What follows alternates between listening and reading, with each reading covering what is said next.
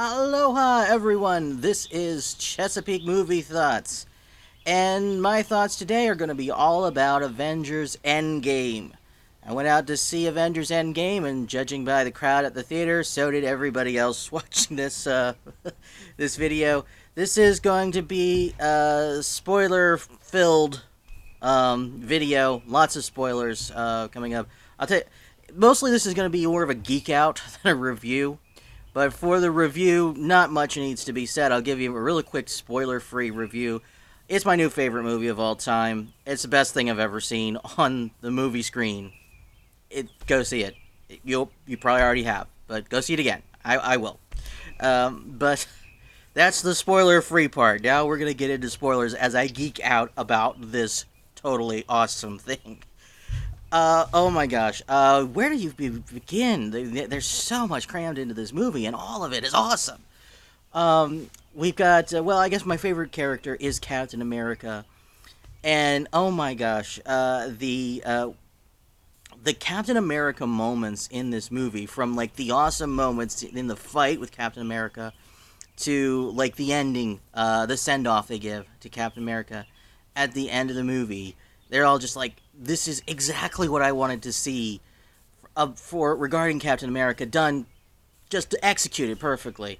We have Cap delivers the dialogue accompanying my now. See, not only is this my new favorite movie of all time, it also gave me my favorite movie moment of all time. My favorite moment in the movies altogether is when Cap is about to face down Thanos alone. And this is after Hulk has gotten the gauntlet and snapped to undo the snap. And they're not quite sure if it's worked yet, because they were alone in the Avengers headquarters. They weren't sure if, like, they didn't, like, nobody was popping into existence around them. They weren't sure if that was happening anywhere else.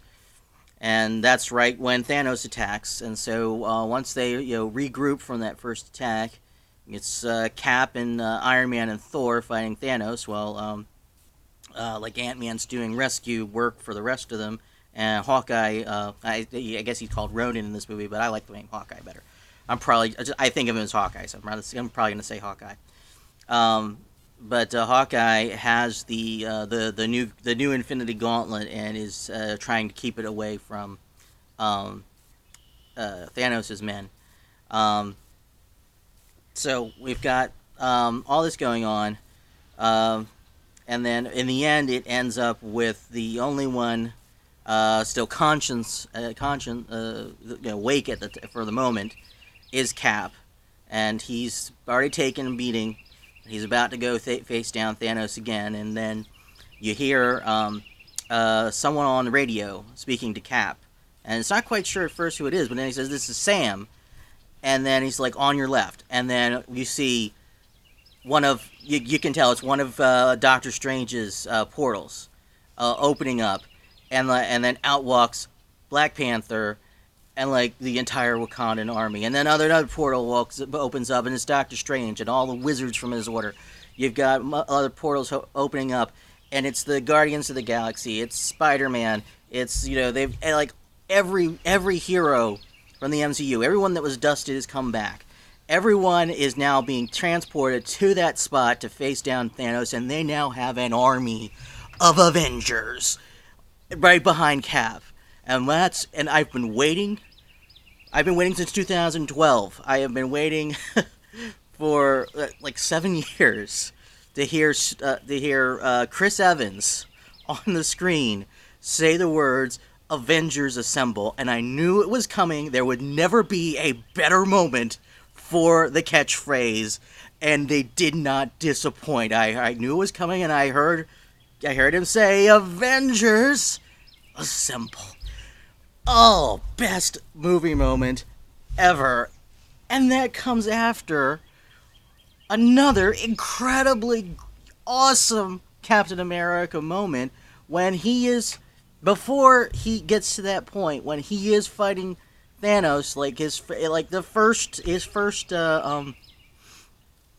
of the attack that he was going through, where he was almost getting the upper hand before Thanos gets the upper hand, and he needs that backup. He was fighting. You can't just start in the middle. You got to start with Thor fighting Thanos with both Mjolnir and Stormbreaker. Mjolnir having been pulled from his mission to the past. So he's got Mjolnir and Stormbreaker fighting against him. He drops Mjolnir at one time. He's fighting with Stormbreaker. Thanos gets Stormbreaker, turns it around, and is trying to bury it into his chest, like Thor himself did to Thanos. Now this Thanos, he might have seen that in Nebula's memories, but he didn't experience that himself. But it mirrors him burying Stormbreaker into Thanos' chest in Infinity War. But you got Thor is he's a not quite. Thanos has kind of got the upper hand. Thor is almost out of it. He's not quite. And you cut to a close up of Mjolnir lifting off the ground, and you think for a moment Thor's just summoning it for a counterattack. But when we cut back to it, we see the hammer strike Thanos, and then who does the hammer return to? It's Cap. Captain America is wielding Mjolnir. He is. Well, we know he's worthy. I mean, what was that nonsense in Age of Ultron where he just budges it a little bit? We always knew Captain America was worthy to wield Mjolnir, but he's got Mjolnir now, and of course, the enchantment goes: whosoever holds this hammer, if he be worthy, shall possess the power of Thor. So Captain America, with the power of Thor, is fighting Thanos one-on-one with Mjolnir. And that is epic. That is incredible. And even that's not enough. He's got a vibranium shield broken in half. He's got the power of Thor through Mjolnir. And he's fighting Thanos. And even that is not enough. And this is a Thanos that does not even have the Infinity Gauntlet or any of the Infinity Stones at this point. And then Thanos still gets the upper hand, and then that's when the Avengers assemble. And that is incredible. And then at the end of the movie, we get... no, let's not go there yet. Let's go to the... because the stuff in the past, on Cap's mission to the past, particularly when he goes back to the Battle of New York for the first Avengers movie, I mean, he is... I mean, this shows you why he's Captain America. This shows you how clever he really is. Because, when he steps into the elevator with the S.H.I.E.L.D. agents that we know from future movies, and so does Cap, we know that from the future that they're going to turn out to be S.H.I.E.L.D. agents. So he walks into and says, "Oh, by the way, we've got new orders. I'm taking the scepter." And they're like, "No, I'm going to have to call this in." And he's like, "It's okay." He leans in and goes, "Hail Hydra." Hail Hydra. He's totally tricking them, this is a reference to a really ridiculous storyline in the comics that everybody hated, and I think they retconned, that was trying to say that Captain America was evil and was a Hydra agent, and there's a famous panel from the comics where Captain America says "Hail Hydra," which I believe was supposed to be taken completely, literally and seriously in the comics at the time. So that's a reference to that, but here it's him saying it to trick these Hydra agents that he knows are Hydra agents because he's from the future, which that's incredible. And then he ends up facing his younger self, who thinks he's Loki in disguise, trying to steal the scepter, and he has to battle his younger self. And again, he's using knowledge from the future. He gains the upper hand over his younger self by saying, "Bucky is alive," knowing that when he heard that, it threw him for a loop. So he threw his younger self for a loop, gained the upper hand, and then just grabbed the scepter and used the Mind Stone on him to knock him out and probably wipe his memory. So Captain America was awesome in that mission.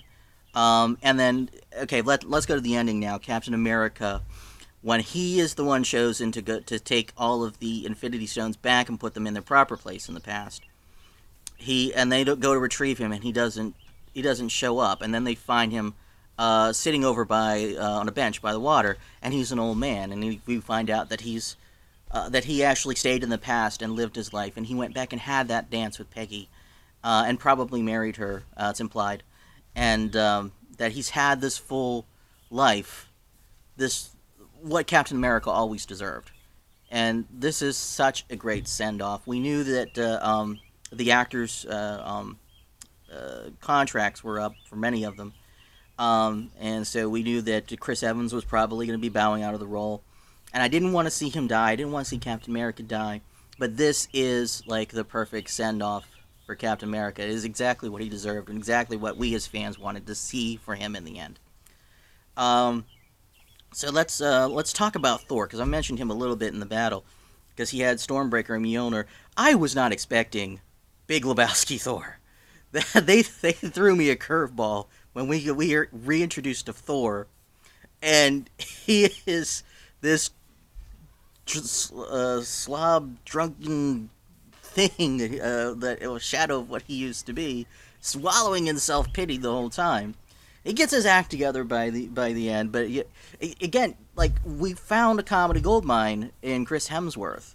Like, they had cast him as Thor, and they were trying to like take the role really seriously, but then they realized what acting chops he has, and like by the third Thor movie, they were like, let's just let him be funny.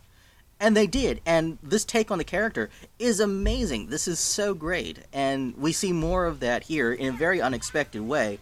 So I was very happy to see that, and I was very happy to see when he needed to, he got his act together, and was wielding both Stormbreaker and Mjolnir, which would be awesome enough in the battle if it wasn't eclipsed by the awesomeness of Captain America wielding Mjolnir.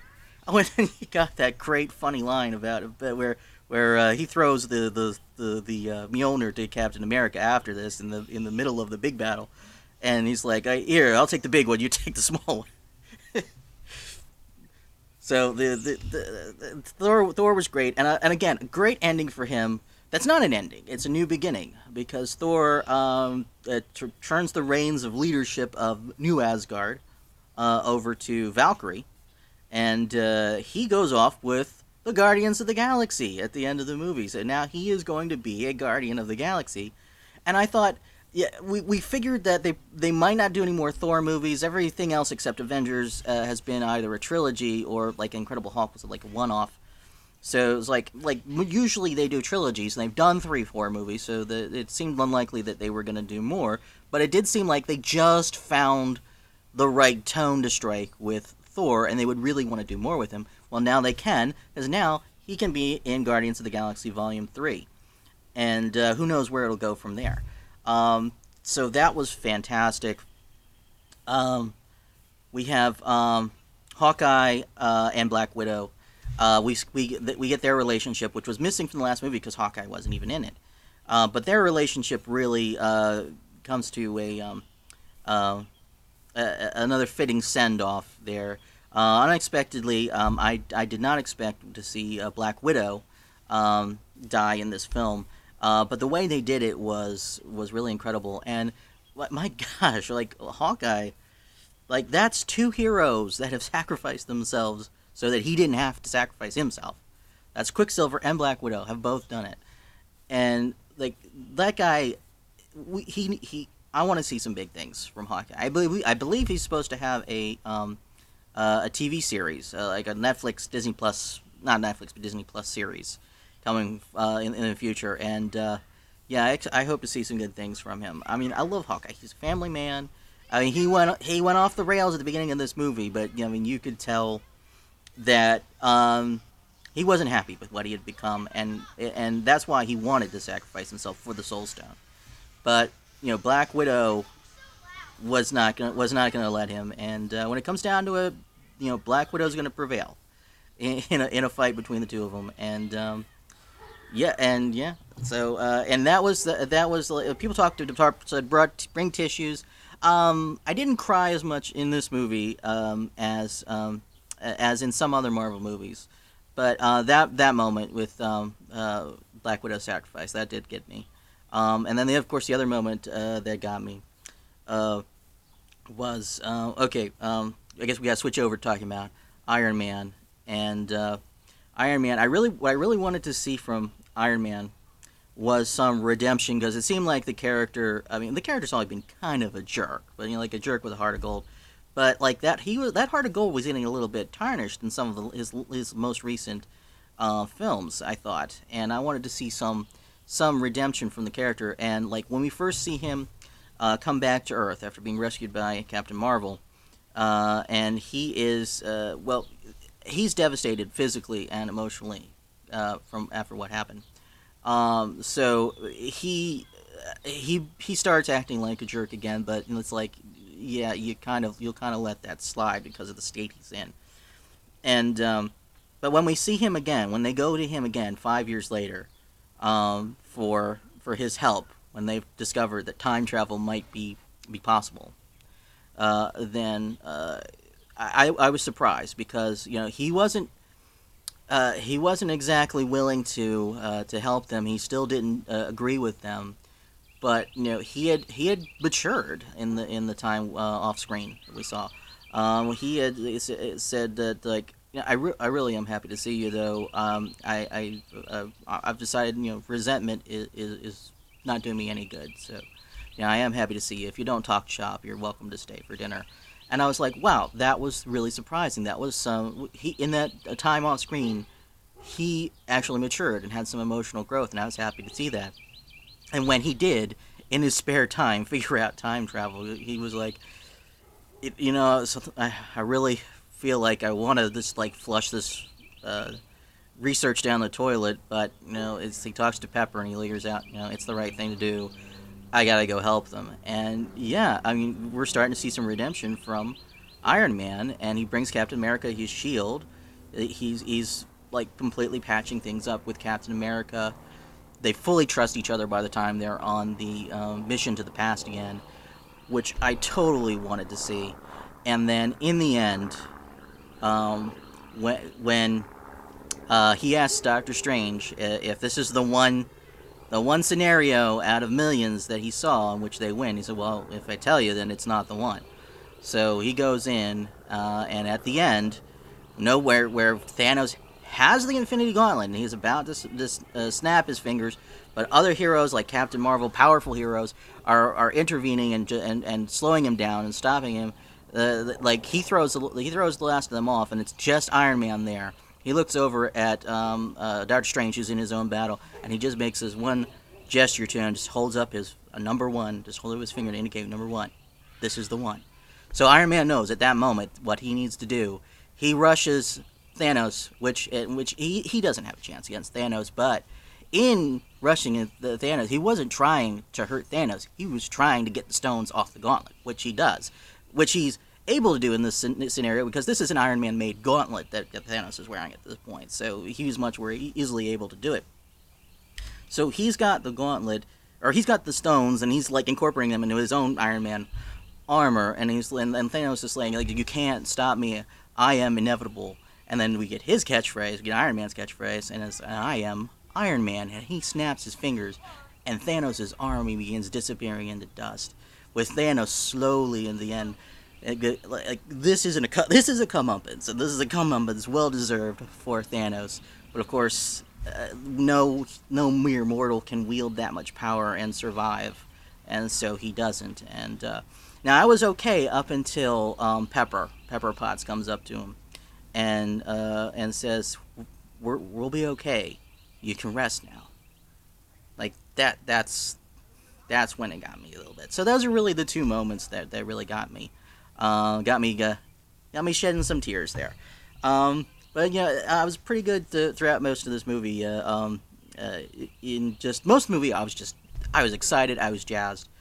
There's a lot more I could talk about in this movie. I'm coming up on 20 minutes, so I'll probably leave it at there. Maybe I'll talk some more about this movie in the future, because it's so packed. There's so much in it. Well, it's my new favorite, so I'm sure I'm going to talk about it again. Anyway, guys, like, comment, subscribe, and that's a wrap.